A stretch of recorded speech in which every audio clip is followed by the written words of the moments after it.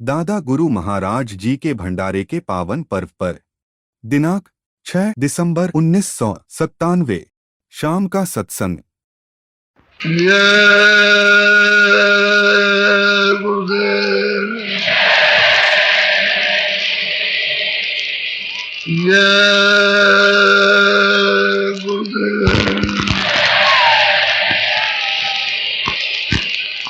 जय गुरुदेव नाम किसका, जय गुरुदेव नाम किसका,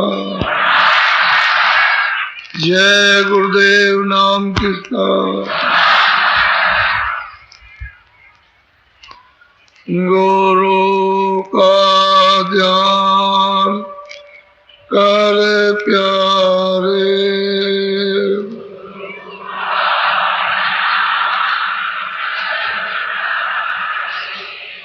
गुरु का ध्यान कर प्यारे।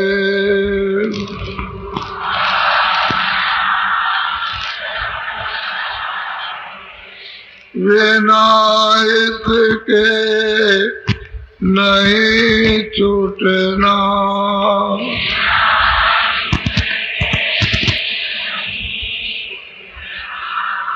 नाम के रंग में रंग जा,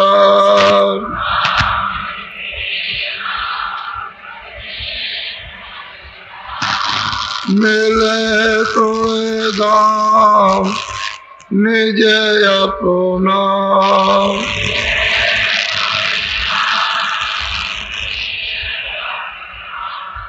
गुरु की शरण दृढ़ कर ले,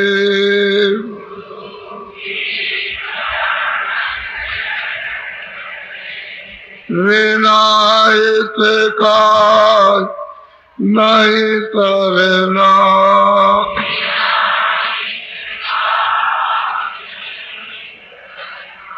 लोभ और मान क्यों चाहे,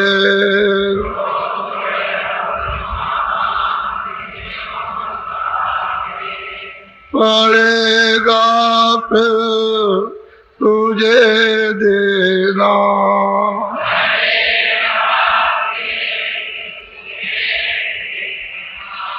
कर्म जो करेगा तू,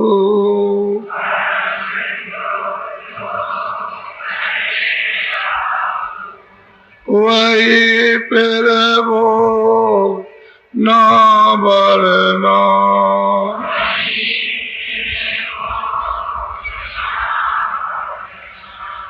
जगत के जाल से ज्यों त्यों,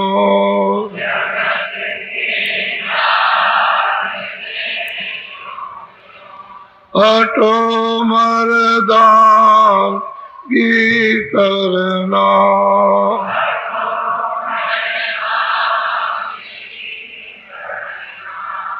जिन्होंने मार मन डाला,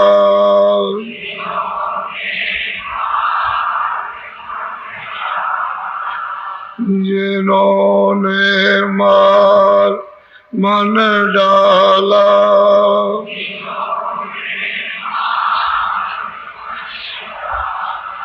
उन्हीं को तू माँ कहना,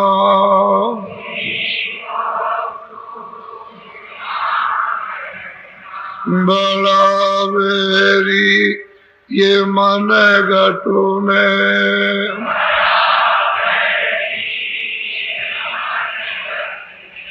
किसी का जीत ना कटना,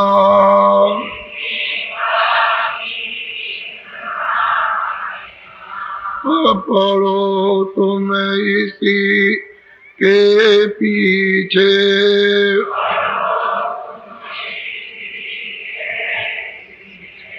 और तब ही जतन तजना,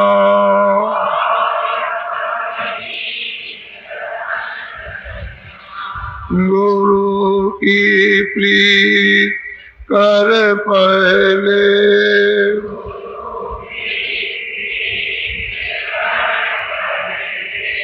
गौर घट सब को सुनना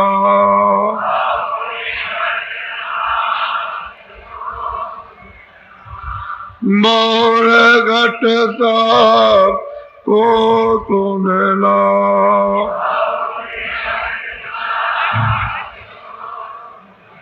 मान दो बात ये मेरी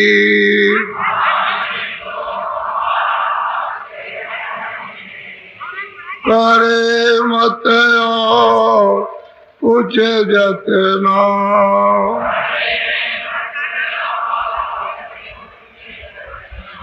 हार जब जाए मन तुझसे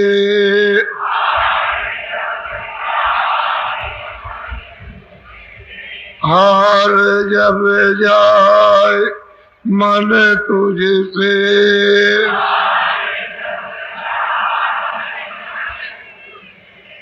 चढ़ा दे तो ओ गगना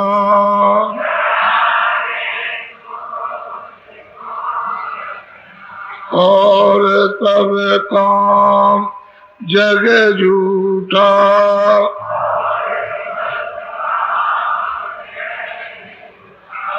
त्याग दे इसी हो गना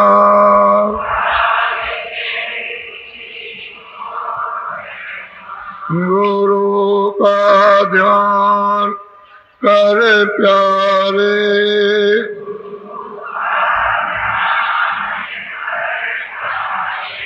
बिना इसके नहीं छूटना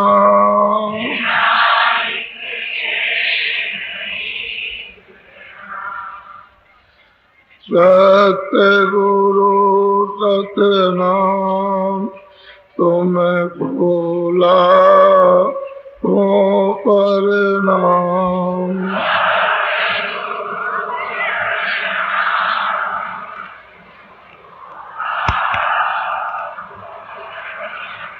उठन सूरज चांद सितारे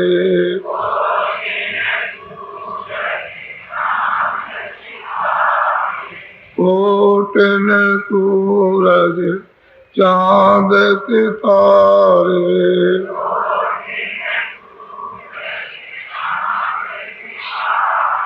रोम रोम में करे उजारे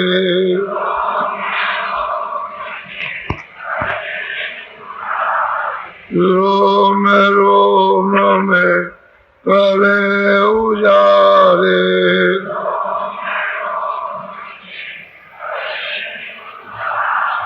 सत्य पुरुष करतार तुमको लाखों प्रणाम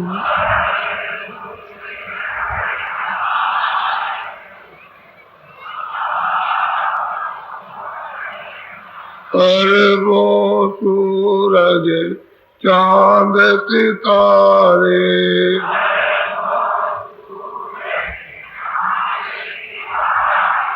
अरबों सूरज चांद सितारे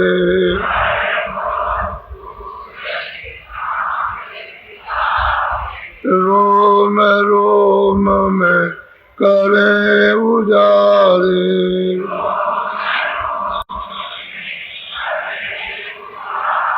रोम रोम में करे उजारे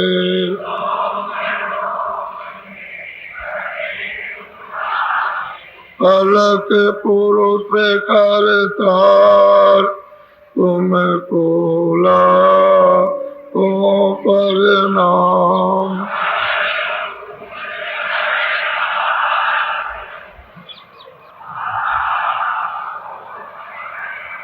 खरबों सूरज चांद सितारे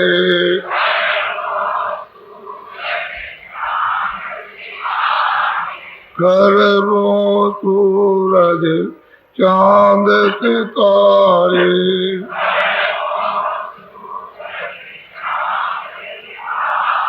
रोम रोम में करे उजारे,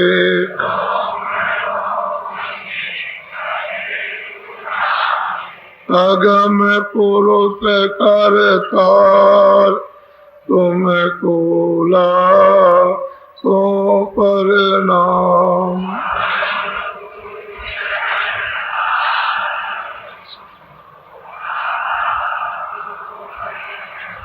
नील नील शशि मान उतारे,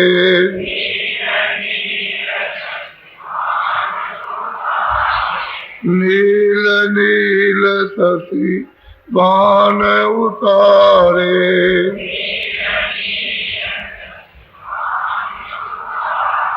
रोम रोम में करे उजारे,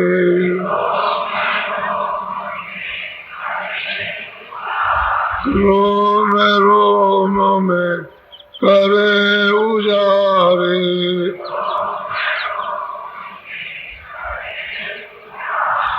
अनामी पुरुष करतार, तुम कोला हो प्रणाम।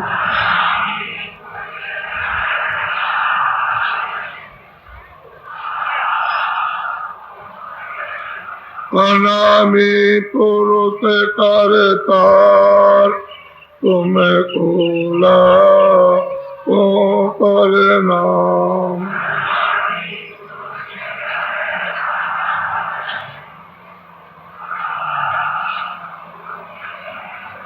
तुम कोला हो प्रणाम, तुम कोला हो प्रणाम। सतगुरु सतनाम, तुम कोला हो प्रणाम।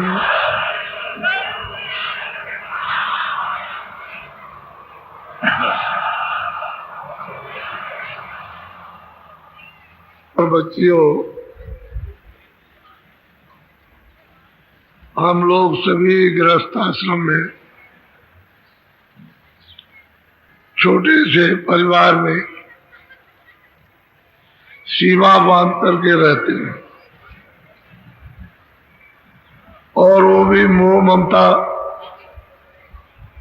के अंतर्गत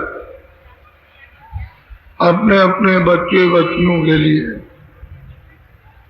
उसमें ये ज्ञान बोध नहीं रहा कि हमको गृहस्थ आश्रम में क्या करना और क्या नहीं करना, न अच्छे का न बुरे का कोई भान अब रह नहीं गया।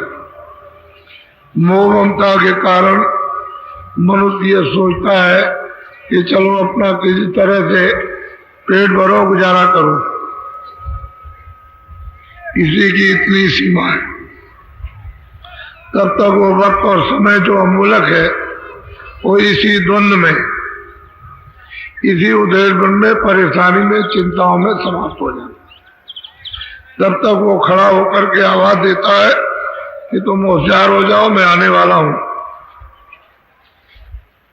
और वो आकर के खड़ा हो गया कि मैंने तुमको ये मकान अनमोल इसलिए मोह ममता के लिए नहीं दिया था, मैंने तो उस मालिक को प्राप्त करने के लिए ये अनमोल मनुष्य शरीर थोड़े दिन के लिए दिया, और इसमें हमने दोनों जिम्मेदारी अधिकार आपको दिए अच्छे बुरे काम करने के।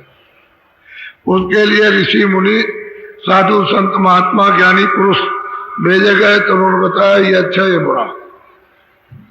लेकिन हमने उन बातों को तो याद रखा नहीं जो ऋषि मुनियों की थी, जो विद्वानों की।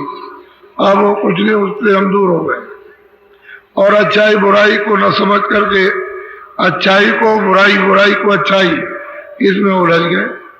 तब तक वो वक्त आ गया कि भाई मेरा मकान खाली कर दो। तो ये बताओ कि उस वक्त आप क्या करोगे। ये 7 सामान जो आपने जमा किया ये तो आपके काम आएगा ना। बच्चे बच्ची भी जिनसे मोह ममता की या और जिससे की वो भी कोई आपके काम नहीं आएगा। और डॉक्टर वगैरह तो दवा दे देंगे पंचभौतिक शरीर के उपचार की, लेकिन अब ये तो दवा उनके पास नहीं है।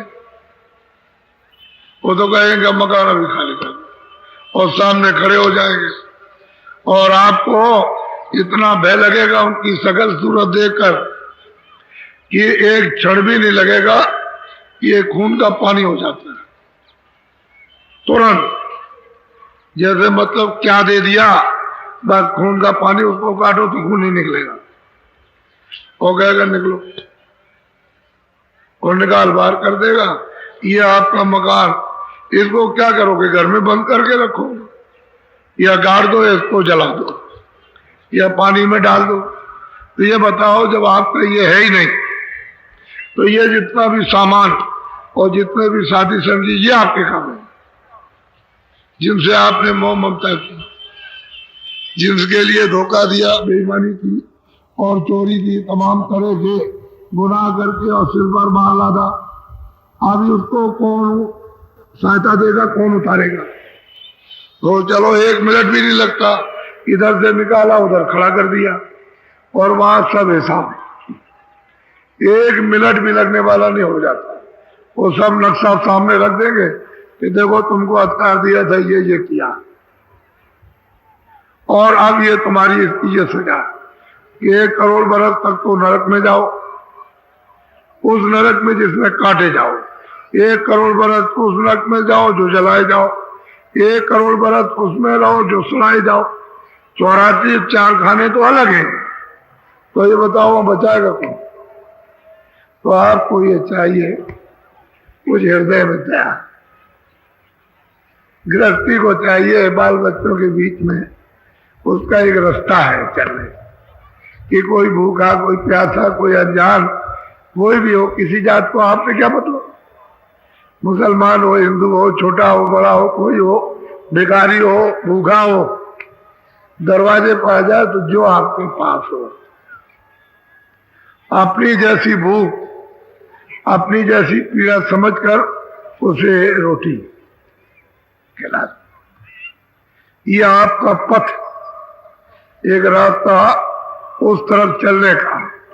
तो आपने तो रास्ता सब मिटा दिया, बिल्कुल लीप पोत करके बड़ा कर दिया, बराबर कुछ नहीं रखा। तो बताओ अब दया किधर से आएगी। वो आपके अंदर प्रवेश किधर से होगी, उसको तो बंद कर रखा आपने। भाग जाओ, चले जाओ, चले जाओ। ये भारतवर्ष का ही ज्ञान है, भारतवर्ष का बोध है। विदेश में जाओ, एक प्याला चाय कोई नहीं पिलाएगा, लेकिन यहाँ किसी टेंट में आप रहो और आप जाओगे तो जो वो खाएंगे वो आपको पिलाएंगे, जो वो पिएंगे वो आपको पिलाएंगे। ये भारतवर्ष का, ऋषियों मुनियों का, साधु संतों का ये विज्ञान है। और ज्ञान ये मानवता का ये मतलब ये है कि मनुष्य धर्म और आध्यात्मिक ये भारतीय का है, विदेश में ऐसा नहीं है। विदेश की संस्कृति भोग योनि, वहां कर्मयोनि नहीं है, वहां खाली भोग भोगना है। जो आपने यहाँ किया है जमा, उसको वहां जाकर वासना के अनुसार जन्म दे दिया, भोग भोग लिया और सीधे यानी 4 खानों में 84 लाख योनि और नरकों में चले जाएगी। वहां से जीवात्मा उधर नहीं जाती। भारतवर्ष देश ऐसा। तो आपने रास्ता जब बंद कर रखा दया का कि हम किसी की कृपा लेंगे, किसी की दया लेंगे, किसी के पास पहुंचेंगे, कुछ जानकारी करेंगे, तो आपने बंद कर दिया। तो ये दया आने का, उस रास्ते की तरफ चलने का, आत्म कल्याण करने का एक निशान है। तो आपने जो महात्माओं का जो निशान था उस पथ को तो छोड़ दिया, शरीर कर्म को भी नहीं किया जिससे आपने दया थी। अपना जैसा समझते किसी को मारते, काटते, लूटते, छीनते, झपटते नहीं। अब कुछ नहीं, किसी को मार दो, किसी को लूट दो, किसी को भूखा मर जाए उसका ले लो, मार काट डालो। तो बताओ क्रूर था। अब ये जीवात्मा का क्या दशा होगी। जब तुम ये काम करोगे तो यही तुम्हारे साथ में अदला बदला होगा। तो रास्ते सब बंद हो गए। अब कुछ नहीं और कहते हो कि हम गृहस्थी में रहते हैं, मोह ममता के कारण। अगर वहां भी कोई तुम्हारा स्वार्थ न रहे तो उससे भी कोई मतलब नहीं। घर में बच्चों से कोई मतलब नहीं, स्त्री से कोई मतलब नहीं, माँ बाप से नहीं। जब मतलब ये कोई काम नहीं तो किसी से कोई मतलब नहीं, और स्वार्थ है तो सबसे मतलब। तो अब मतलब में आप फंस गए, तो रास्ते आपके बंद हो गए। तो आपने शुभ कर्म भी नहीं किया, अशुभ कर्म का बोझा सिर पर लाते रहे पहाड़ों का पहाड़। इतना बोझा लदा हुआ है कि इतने पहाड़ नहीं वजनदार, इसको कौन हटाएगा। बिना महापुरुषों के इस बोझों को हटा करके और जीवात्मा को इतने दलदल से निकाल करके बाहर उस मालिक की तरफ कौन ले जाएगा जब तक मिलेंगे नहीं। तो आपके तो ये बात नहीं, तो गृहस्थी में रहो, वो थोड़ी बहुत दया रखो, अपना दया का एक स्रोत बनाओ। कोई आ जाए भूखा प्यासा, कोई अतिथ आ जाए तो थोड़ा बहुत यथाशक्ति, हम ये थोड़ी कहते हैं कि आप शक्ति के बाहर चले जाओ, अपनी सीमा के बाहर जो मतलब है तुम्हारे पास कुछ बचे हो तो कह दो अच्छा भाई ये है आपका पुण्य, बस इतना ही पुण्य और कुछ नहीं। अगर ये करने लगोगे तो पुण्य आपका जमा, तो इसी पुण्य से महापुरुष मिलेंगे। उनका मिलन इसी से होता है, बगैर रास्ता पकड़े हुए मिलेंगे नहीं, क्योंकि आप उनको पहचान नहीं सकते हो, उनकी बात समझ नहीं सकते, उनके बात बैठ नहीं सकते हो। जब बैठोगे समझोगे, जब वो सुनाएंगे तभी तो तुम्हारे अंदर जगह रहेगी। जब बर्तन कुछ थोड़ा बहुत मुलायम रहेगा तो चीज मिल जाएगी, रख लोगे। और ये बर्तन तो साफ है ही नहीं, जब तुमको लेने नहीं आता है और दे दिया था तो रखने नहीं आता, दोनों से गए, ना ले सके ना रख सके। तो जिसने जो कुछ दिया है बेकार चला गया। तो कुछ स्थल बनाओ, दया मिलेगा उस तरफ चलने का, कि हम कम से कम वहां तक धीरे से पहुंच जाए कि महात्माओं के पास पहुंच करके थोड़ी अपनी शुद्धि सफाई करा लें और जल्दी से अंजन जड़ी बूटी लगवा करके उस जीवात्मा की आंख उसके कान पर, उसकी नाक पर, और जल्दी सफाई करा करके कम से कम खोले तो, जिससे हम जिधर से आए उधर हम चल दे। तो आपने रास्ता ही बंद कर रखा। अब बताया जाता है तो ये किसी किसी की समझ में आएगा, नहीं समझ नहीं आता। तो आप सत्संग बड़े ध्यान से सुनो, प्रेम के साथ में। आज नामदान तो दूंगा ही अभी। नामदान कहते हैं दीक्षा मंत्र। तो अब वो दीक्षा मंत्र उस तरह की नहीं जो पहले की थी। अब ये नामदान है सर्वोपरि दान, ये आत्मदान है, इससे बढ़कर के कोई विधान नहीं है। वो आपको नामदान आज मिल जाएगा। नामदान का मतलब रास्ता, नामदान का मतलब भेद, नामदान का मतलब युक्ति, नामदान का मतलब उसका रूप, नामदान का मतलब है उसका स्थान। ये सब आपको मालूम होगा, ये मिलेगा, दिया जाएगा। उस तरह का नहीं कि जंतर मंत्र दे दिया हो गया उसका, ऐसा नहीं। तो नामदान मिलेगा, लेकिन थोड़ा सा सत्संग तो सुन लो। कम बोलो, बहुत ध्यान से आप सुनिए। हम तो, लेकिन आप कभी कभी ये सोचने लगते हो कि बाबा जी अपनी तरफ से कुछ गढ़ के कह रहे होंगे, तो हमको क्या मतलब कहने का। जो सत्य है वो है, और उसके एक नहीं 1000 प्रमाण देते हैं आप, तो प्रमाण मिल जाता है तो मोहर छाप लग जाता है, ठीक है।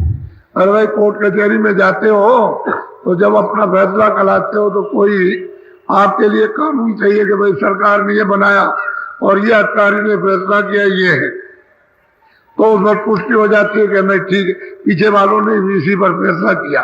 ऐसे ही मतलब है, महात्मा बताते हैं कि भाई हम ही नहीं कहते, पीछे वाले भी आपके लिए कहते चले गए और आपको उपदेश करते गए, लेकिन आप वहां तक उनके पास न पहुंच सके, इसलिए कुछ नहीं आपको मिला और डूब गए।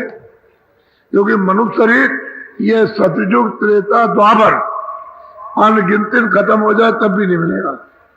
ये मिलता नहीं है जो अब की बार आपको दे दिया, और इसलिए दिया है कि आपकी जीवात्मा को उतार दो इस भवसागर नीतिपति से। लेकिन किसी महात्मा के पास तो जाओ जो जानकार है, जानकार नहीं मिलेगा तो उतारेगा कौन? आप तो जानते नहीं। वही उतारेगा जो जानता है, वही आपको ले चलेगा, वही साफ करेगा जो साफ हो चुका, वही रास्ता दिखाएगा जो देख चुका है, वही ज्ञान देगा जिसको ज्ञान प्राप्त हो गया, वही शक्ति देगा जिसके पास शक्ति है।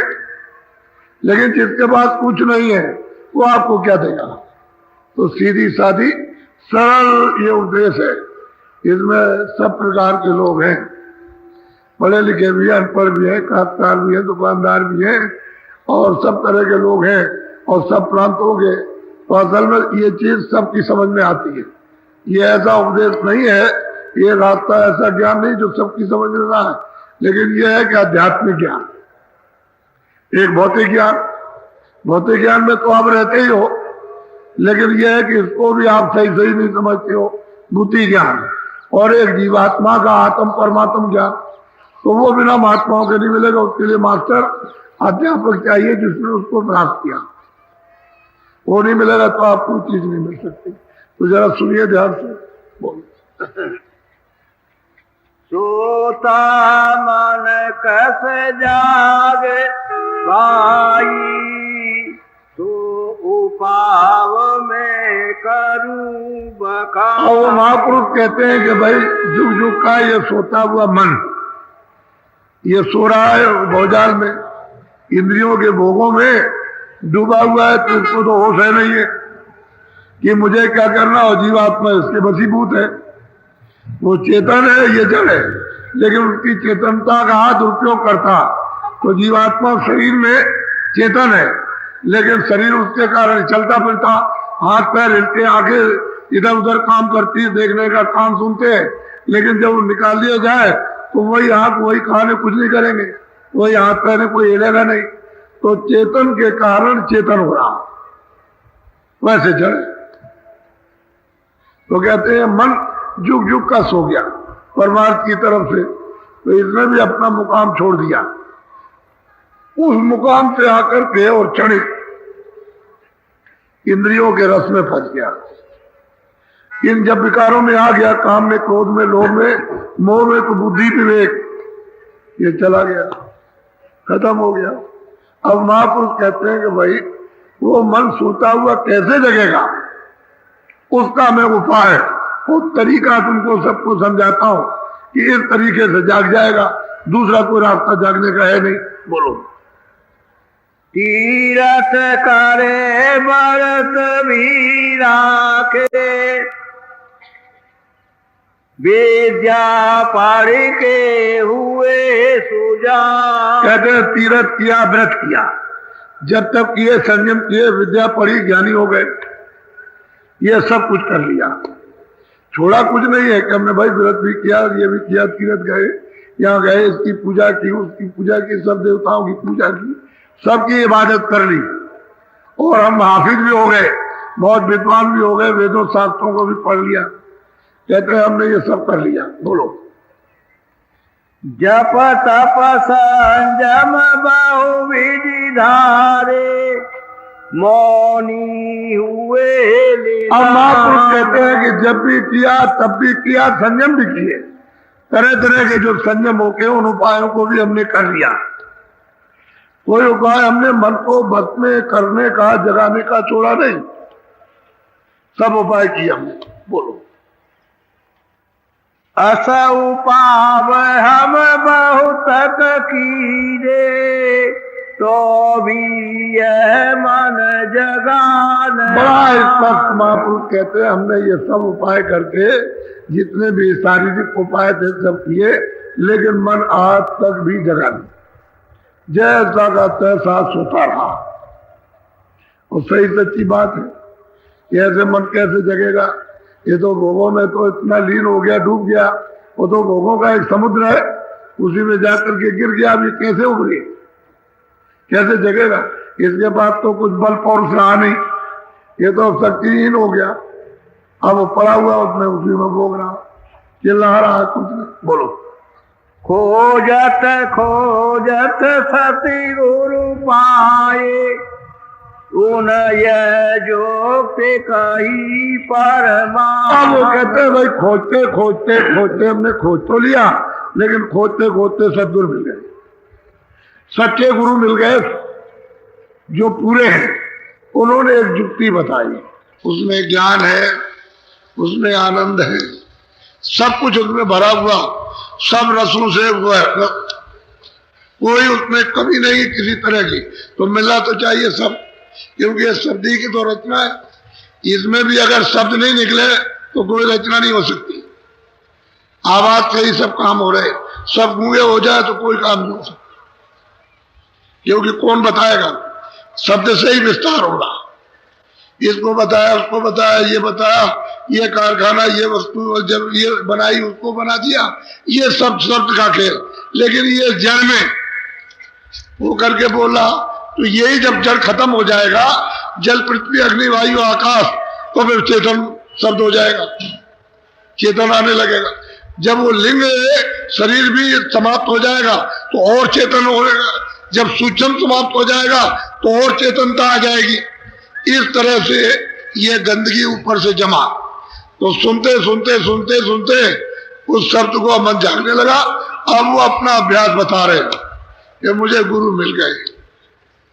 उन्होंने युक्ति बताई कि दरवाजे में बैठ करके और तू मन की मदद ले ले, और ये दरवाजा है, और ऊपर की तरफ तू देख, तो देख तुझे सहारा मिल जाएगा। जब मन की मदद मिली और सत्संग जब उसको मिला, और मन को जब इन भोगों से घृणा हुई, इस संसार की तरफ से हटा उदासीनता आई, तो दोनों ने एक साथ हो गए। क्योंकि पहले भी तो मित्र थे, जब ऊपर से उतर करके आए तो इनमें मित्रता थी, लेकिन ये इंद्रियों के भोगों में जब लिप्त हो गया उस सूरज की शक्ति से, और ये गिर गया और कमजोर हो गया, तो साथ देना बंद कर दिया मन ने। अब ये बेचारी अकेले कुछ नहीं कर सकती, मन की मदद जरूर चाहिए। अब वो कहते हैं कि भाई मन की मदद तो जब मिली, जब गुरु की कृपा हो गई, उनका सत्संग और वचन मिले, और युक्ति बता दी, तो उनकी कृपा हुई। अब वो जागने लगा, होश में आया। बोलो हाँ, यही उपाव छाट कर गाया और उपावन। अब महापुरुष कहते हैं जिन्होंने गुरु के द्वारा प्राप्त कर लिया, कि मैंने ये सीधा सरल उपाय सबके लिए छांट करके बताया, इसमें कोई लगा लपेट, कोई भरम, कोई भूल चूक इसमें कुछ नहीं, सीधा है, ये सरल है, सब कर सकते हैं। स्त्री भी, पुरुष भी, बच्चे भी, बुढ़ा भी कर सकता है, सब कर सकते हैं इसको। लेकिन बस इतना ही कि सत्संग मिले और मन जाग जाए, और जाग के सूरत का साथ दे दे, और सूरत दरवाजे में बैठ के ऊपर की तरफ देखने लगे। क्योंकि अभी तो देखने उसे आता ही नहीं कि मैं ऊपर किस चीज से देखूं, किसी को नहीं मालूम कि अंदर में आंख है। उस सूरत में तीसरी आंख, तीसरा नेत्र, दिव्य दृष्टि, ज्ञान चक्षु है। शरीर की 2 आंखें और एक उस सूरत में आंख, तो 3 आंख हो गई। इसलिए महापुरुषों ने 3 आंखों का जिक्र किया कि 3 आंखें 2 शरीर की है और एक जीवात्मा। अब उसको अगर देखना आ जाए तब तो अपना पद पकड़ लेगी, तो ऊपर तो शब्द आ ही रहा, वो तो जरा सा ऊपर को आंख की कि शब्द सुनाई दिया, मन साथ दे देगा, सब सुनने में क्या देर लगेगी। अब ये जो साधन करते हैं, तो जब इनका मन वहां रुक जाता है थोड़ा सा, और सूरत का साथ देता है, तो फौरन सुनाई देता। लेकिन जब मन भाग जाएगा, कहीं झगड़े में, कहीं झंझट में, कहीं इसमें, कहीं रिश्तेदारी में, कहीं बच्चों में, कहीं स्त्री में, कहीं भी, कहीं लोभ लालच में, तो मालूम होगा कि शब्द बंद हो गया। बंद नहीं होता, शब्द आ रहा, आपका मन वहां से हट गया, इसलिए आपको मालूम होता है कि वो शब्द बंद हो गया। शब्द नहीं बंद हुआ, शब्द बराबर आ रहा। बस आप मन को सूरत का साथ कर दीजिए, और सूरत के कान है उसमें, तो वो सुनने लगेगी। इसीलिए तो कहा जाता है कि मन बुद्धि को थोड़ा रोक करके रखो, जिससे कि आपको सुनाई दे और पकड़ लो। तो जो होशियार और चतुर होते हैं, सत्संग के बच्चों को हमेशा याद रखते हैं, वो तो रोक लेते हैं, क्योंकि मन जहां जहां भाग के जाएगा उनको ये मालूम रहता है कि वहां चला गया, तो आपको बताया गया उसको रोक करके ले आओ। आधा minute, 1 minute, 1.5 minute, 2 minute, 4 minute उसको रोक के रखो तो ऊपर से आवाज आने लगे। और ऊपर तो खुले हुए मैदान है, खुली हुई रचना। ये तो जितना कूड़ा कचरा अंतःकरण में जमा है, ये सामने का एक बहुत बड़ा आकाश है। ये जितना बड़ा आकाश नहीं है, इतना बड़ा ये आकाश है। ये सूरज का आकाश है और ये आपके शरीर का आकाश। तो कूड़ा कचरा जो है पाप और पुण्य का, वो सूरज के आकाश में जमा है, सबका सब। इसलिए उसको ऊपर कुछ दिखाई नहीं देता, उसको मालूम होता है अंधेरे ही अंधेरा है, कुछ नहीं दिखाई देता। जब महापुरुष जब भेद बता देते हैं कि नहीं तू ऊपर की तरफ देख मन की मदद लेकर के, तो ये सब साफ हो जाएगा। कूड़ा कचरा जब साफ हो जाएगा तो दिखाई देने लगे तब मैदान, और मैदानों में रचना। ये क्या चीज रचना है? यह क्या मकान, पेड़ पालो, बगीचे, ये तो कुछ भी नहीं है। जो बगीचे, पेड़ पालो, मकान, ऐसे ऐसे सुंदर अद्भुत जिन चीजों को आप जोड़ के बना नहीं सकते हैं, ऐसे बड़े बड़े मकान, बड़े बड़े महल उस तरफ में दिखाई देते हैं। लेकिन थोड़ा सा सत्संग की जरूरत है और मन की थोड़ी सी मदद सूरत को मिलनी चाहिए तो जल्दी काम बन जाएगा। तुम्हारा मन उड़ता रहेगा, भागता रहेगा, जगह जगह लगा रहेगा, बस उतनी देर के लिए तो आपके लिए असाध्य है। और मन साथ दे गया तो बस साधक हो गए, काम आपको करने लगे। भाई हम भी तो गए थे, हमको भी तो कुछ नहीं आता था, हम तो अपनी बात कहते, हम कुछ नहीं जानते थे ईश्वर के संबंध में, जीवात्मा के संबंध में, स्वर्ग वैकुंठ के संबंध में, परमात्मा के, हमको तो कुछ मालूम नहीं था। लेकिन धीरे धीरे गुरु ने बैठाल करके ये सब पढ़ाया, सुनाया और कहा कि देखो मेरे सामने ये साधन कर लो। तो ये तो उनकी कृपा और दया हो गई, बगैर उनकी दया कृपा के कुछ नहीं होती। और ये उन्हीं की दया है, नहीं तो हम बिल्कुल कुछ नहीं बोलना चाहते थे। हमारी तो ये इच्छा थी कि चुपचाप रहेंगे और बस ऐसे ही रह करके मालिक की याद करते रहेंगे और चले जाएंगे। लेकिन गुरु महाराज ने ये कहा कि जो ये धन दिया है तुम्हारा नहीं है, ये मेरी अमानत है, लोगों को बांट देना। बस ये है कि उनके वचनों का पालन, अपनी कोई इच्छा नहीं। रास्ता मिल जाए और आप चल पड़ो और उनकी चीज का आपको फली यानी भूत हो जाए और जीवात्मा यहां से निकल जाए, ये इसी बात की सर्वोपरि खुशी। और जीवात्मा फंस गई तो फिर क्या हुआ? 84 नरकों में चली गई, फिर इसको मौका नहीं मिलता। ये शरीर फिर कहाँ मिलने वाला? बोलो।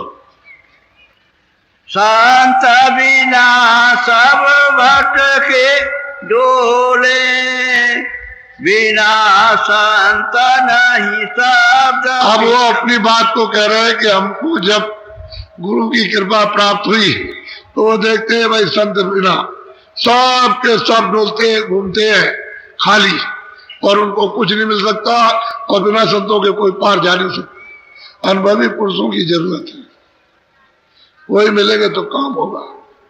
और कोई कहे कि भाई मैं संत हूं, तो जो संत है वो कभी कहते नहीं, ना अपने को कभी संत बनते, ना कभी बने, ना कभी बनेंगे। और जो कहते हैं हम संत है, वो कुछ नहीं, उनको कुछ पता ही नहीं है ये संत नाम किसका। संत तो एक ऐसा स्थान है सबसे छोटा, सबसे छोटा। जब सबसे छोटा बन जाएगा तभी जीवों को उठा सकता, और छोटा नहीं बनेगा, बड़ा रहेगा तो जीवों को उठा नहीं सकता, और वो मालिक आ नहीं सकता यहाँ, न कभी आया न कभी आएगा। वो अपने जगह पर, अपने देश में, अपने मुकाम पर है, वो यहाँ कभी नहीं आएगा। लेकिन वो जो उसके बोध में संत आते हैं वही ये काम करते हैं।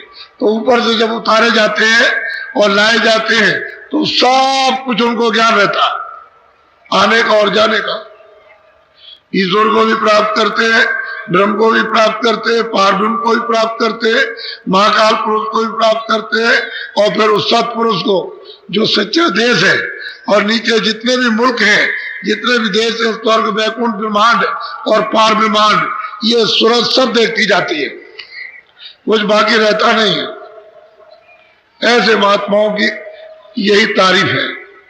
वो जब तक महात्मा नहीं मिलेंगे तब तक मतलब ये ऐसे ही खाली, ऐसे ही समय गुजार देंगे और चले जाएंगे। वो जीवात्माएं सब डूब जाती है।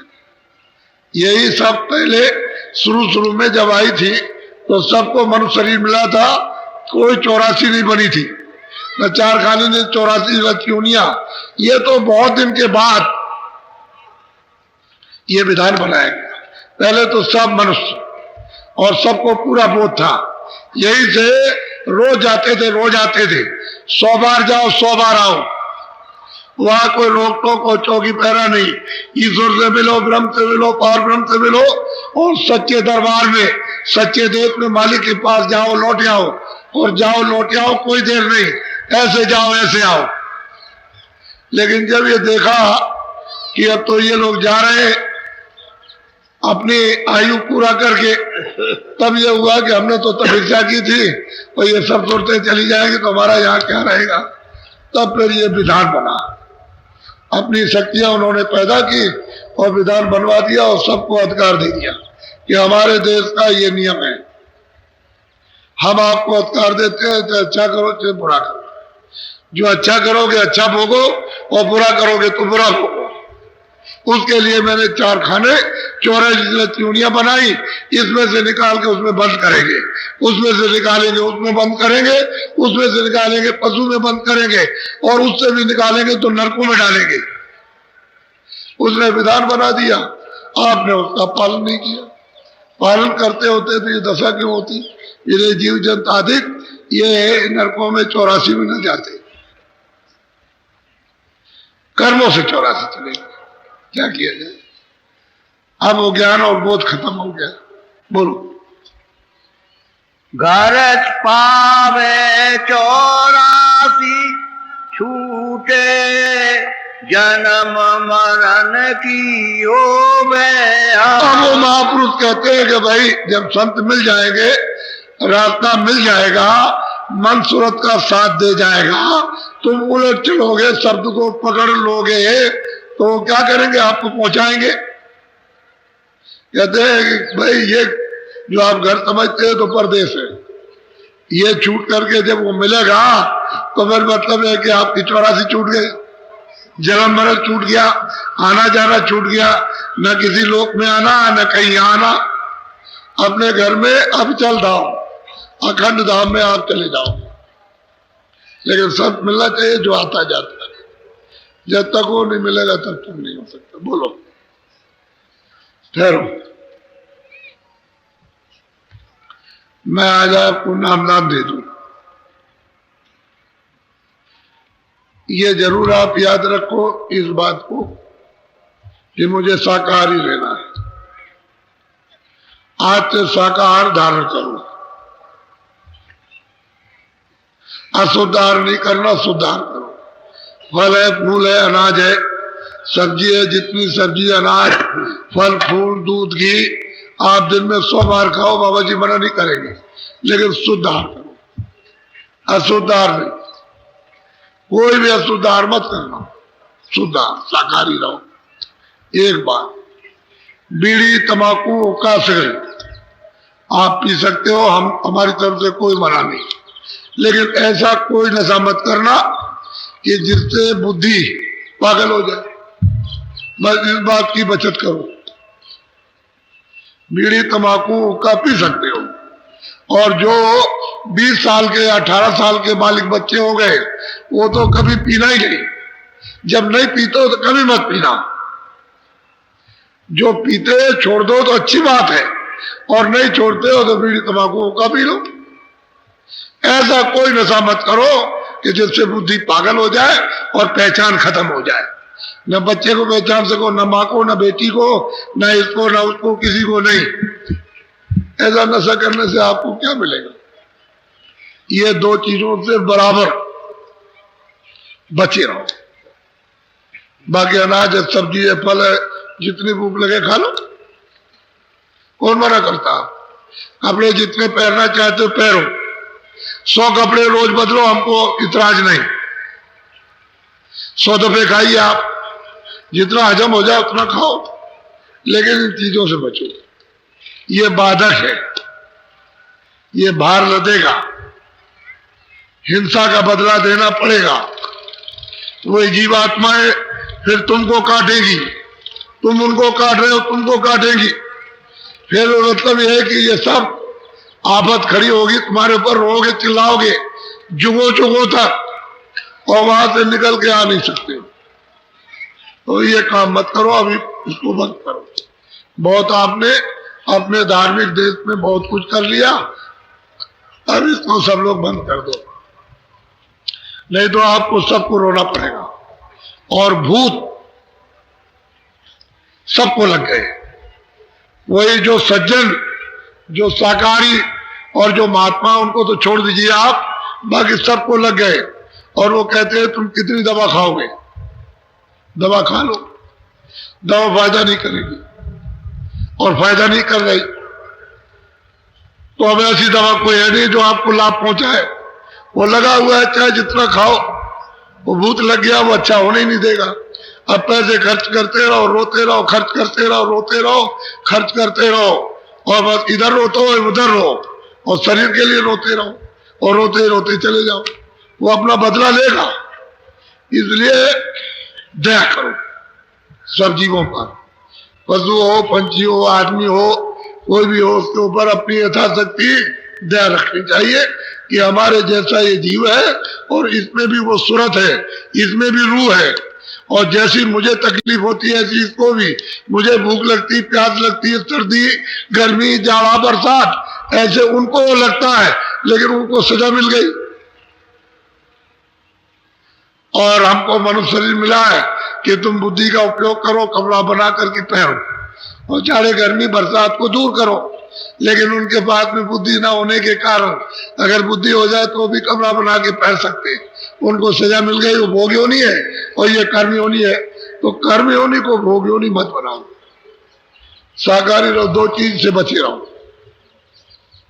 बाकी सत्संग में जो और चीजें होंगी आपको सुलभ बन जाएगी, समझने में कोई दिक्कत नहीं रहेगा। यह सबको आदेश है, जो सुनते हैं उनको भी, जो नहीं सुनते हैं उनके लिए भी भलाई है कि वो भी सुन करके शाकाहारी हो जाए और छोड़ दें। परिस्थितियां आपको विवश इतना लाचार, मजबूत और जर्जर कर देंगी कि आप ही कहोगे उस समय कोई चारा नहीं रहेगा। अभी तो महात्मा हमेशा मेहनत करते रहे आपकी भलाई के लिए कि किसी तरह का आपका जीवन सुखमयी, शांतमयी और कल्याणमयी हो जाए। लेकिन जब आप उनसे दूर हो जाओगे तो ये आफत ही आफत चारों तरफ से है, और बच नहीं सकते हो, क्योंकि उसके देश में आपने उस नियम का उल्लंघन किया, वो सजा देगा।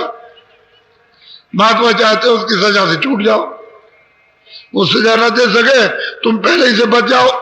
तो आप उनकी बात को तो कम से कम मान लो कि इससे जीवात्मा गड्ढे में न जाए, नहीं तो चली गई चार खानों में, और नरकों में तो निकालेगा कौन। इसलिए मैं आपको सुलभ और सीधा, मैं कोई आपसे घृणा नहीं करता, मैं तो देखो सबसे मिलता हूं, छोटे से बड़े से सबसे मिला करता। आप मुझे देखते हो, लेकिन जैसे डॉक्टर के पास आला और थर्मामीटर रहता है, वो जब देखता है कि इनमें क्या क्या तकलीफ है तो उसे पता चल जाता है। मान लो 100% ना हो तो 50% तो मालूम हो ही जाएगा। ऐसे ही यानी हाथ में कुछ है, सिर पर ऐसा हाथ रखा तो मालूम हो गया कि क्या तकलीफ है, क्या अपराध किया है, क्या किया, क्या नहीं किया, कितना अच्छा किया, कितना बुरा किया, फट पता चलता है। इसमें हाथ में है करंट, आपको मालूम नहीं है, आप तो कुछ जानते नहीं। तो हम तो ये चाहते हैं कि आपको किसी तरह से लाभ पहुंच जाए। वह तो वो होगा सच्चा वैद्य, जो आपकी बीमारी को देख करके, समझ करके आपको लाभ पहुंचा दे, वो तो सच्चा वैद्य है। तो आपकी तकलीफ है, परेशानी है, आफत है, और जीवात्माओं का कल्याण होने वाला, तो इनको कोई लाभ हो जाए, वही दवा आपको दी जाएगी, वही रास्ता बताया जाएगा, वही युक्ति बताई जाएगी, वही मतलब ये मंत्र है जिससे लाभ हो जाए। और आप उसको समझ नहीं पाते हो, क्यों? कि सत्संग नहीं मिलता है। इसलिए नहीं समझ पाते। सत्संग मिल जाए तब तो आपकी समझ ही में आ जाए। और सत्संग क्यों नहीं मिल पाता कि आप संसार में रमे हुए हो, थोड़ा ढीला करो अपने को। तो मैं चाहता हूं कि आप अब सच्चा रास्ता ले लीजिए और कुछ 2 मिनट 4 मिनट सुबह, कभी शाम को, कभी दिन में, जंगल में, खेत में, कहीं भी समय आपको मिल जाए, 2 मिनट बैठ जाओ, 4 मिनट बैठ जाओ, 10 मिनट बैठ जाओ, कुछ ना कुछ कर लो। इस जीवात्मा के लिए यही समय है, और समय निकल गया तो फिर क्या करें। इतना सुलभ, इतना सीधा आसान, इससे सुलभ सीधा आसान दूसरा कोई रास्ता ही नहीं है प्रभु की प्राप्ति के लिए। लेकिन दया तो चाहिए, हृदय में दया तो होना चाहिए। ये दया का मतलब है पवित्रता, निर्मलता, मन, बुद्धि, चित्त, अंतःकरण। जब ये दया से निर्मल हो जाते हैं तो फिर आप उस चीज को रख सकते हो। और गंदी चीज रहेगी तो जो चीज दी जाएगी वो फट जाएगी। जैसे दूध में 2 बूंद नींबू के डाल दीजिए, फट जाएगा। ऐसे ही नापाक दिलों पर अगर दया डाल दी जाए, फट जाता, आपको लाभ नहीं करती। और जब सफाई हो जाएगी तो फिर वही फिर चीज को रख लोगे और उसी से आपको लाभ हो जाएगा, उसी से ज्ञान मिलेगा, उसी से शक्ति मिलेगी, उसी से आनंद मिल जाएगा, उसी से शब्द मिलेगा, उसी से चल पड़ोगे आप। और बिना दया के तो खाली हो। तो अब नामदान ले लीजिए, प्रेम के साथ पंथी मार के बैठ जाओ। जो परमात्मा का नाम बोलूंगा सब लोग एक साथ एक आवाज में सबके सब बोलना। ऐसे बैठ जाओ जैसे मैं बैठा हूं, ऐसे। जो नाम में बोलूंगा सब लोग एक साथ बोलना, आगे पीछे नहीं, सबकी आवाज एक निकले। जो नाम बोलता जाऊंगा शुद्ध बोलना, और बीच में कभी गलती कर दो तो फिर शुद्ध कर लेना। बोलते जाओ, जो नाम बोलता जाओ। जब मैं चुप हो जाऊंगा तो आप भी चुप हो जाना। बोलो जय गुरुदेव। इसलिए हम कहते हैं कि जब कभी सत्संग में बैठा करो, थोड़ा जगह लेके बैठा करो। तुमने जगह तो लेकर के बैठे नहीं, और एक दूसरे से बदन हिलता है, धक्का लग जाता है तो फिर उधर से ध्यान टूट जाता है। हमेशा ये बात कहा करते हैं कि भजन पे बैठाया जाएगा तो आप थोड़ा सा जरा बचा के बैठो,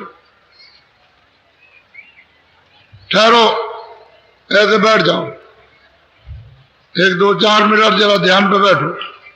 देखो ये बाहर की दोनों आंखें ये बंद हो जाएंगी और ऐसे बैठ जाना है ऐसे।